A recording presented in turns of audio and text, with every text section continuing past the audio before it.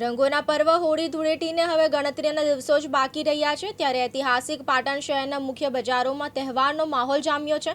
ત્યારે પાટણ શહેરના મુખ્ય બજારોમાં ખજૂર, ધાણી, હારડા, પિચકારી અને અવનવા રંગોની ખરીદી માટે લોકોની ભારે ભીડ ઉમટી પડી છે। જોકે આ ભીડ વચ્ચે ટ્રાફિકની સમસ્યા સર્જાતા પાટણ શહેર એ ડિવિઝન પોલીસે કડક વલણ અખતવાર કર્યું છે।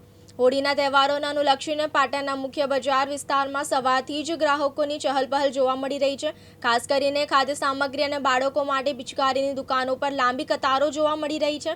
તહેવારને પગલે વેપારીઓમાં પણ ભારે ઉત્સાહ જોવા મળ્યો। પાટણ શહેરના મુખ્ય બજારોમાં તહેવારોમાં વધતી ભીડ અને વાહનોની અવરજવરને કારણે ટ્રાફિક જામની સ્થિતિ ન સર્જાય તે માટે પાટણ શહેર એ ડિવિઝન પોલીસ મેદાને આવી છે।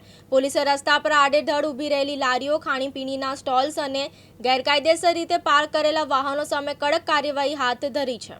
કેમેરામેન હાર્દિક સોલંકી સાથે ઉપેશ પંચાલ, દિવ્યાંગ ન્યૂઝ, પાટણ।